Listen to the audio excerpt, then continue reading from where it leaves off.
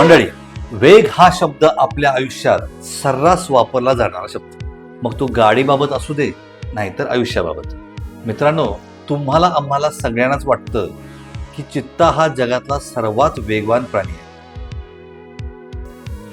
मात्र ते तसं नाही आहे, कारण खऱ्या वेगाचा बादशाह तर आकाशातच राहतो, ज्याला सायंटिफिक भाषेत पेरेग्रीन फाल्कन म्हणतात आणि आपण त्याला बहिरी ससाना म्हणून ओळखतो. ससाना जेव्हा शिकार करतो तेव्हा तो आकाशातून थेट एखाद्या जिवंत मिसाईल सारखा खाली झेपावतो. तो त्याचे पंख मागे घेऊन डेथ डाईव्ह घेतो. तेव्हा त्याचा वेग असतो तब्बल 386 किलोमीटर प्रति तास.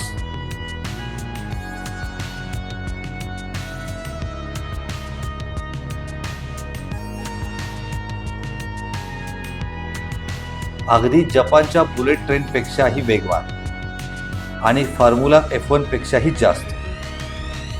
ही गोष्ट मनुष्य प्राण्याला शक्य नाही. आपण जेव्हा वेगाने जातो तेव्हा आपल्याला श्वास घ्यायला किती त्रास होतो, मग ससाना एवढ्या वेगात श्वास कसा काय घेतो?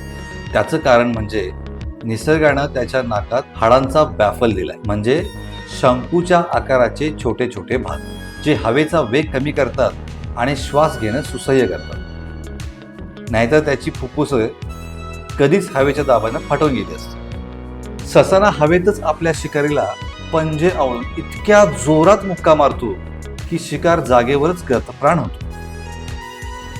डोळे लवेपर्यंत खेळ खलास.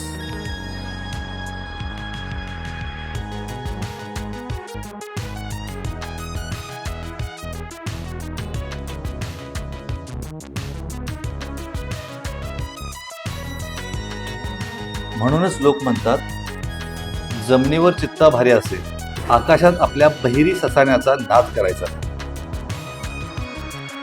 तर प्रेक्षक हो, ही माहिती आवडली असेल तर नक्की आमचं चॅनल सबस्क्राईब करा, हा व्हिडिओ लाईक करा, शेअर करा आणि पाहत राहा सचिन.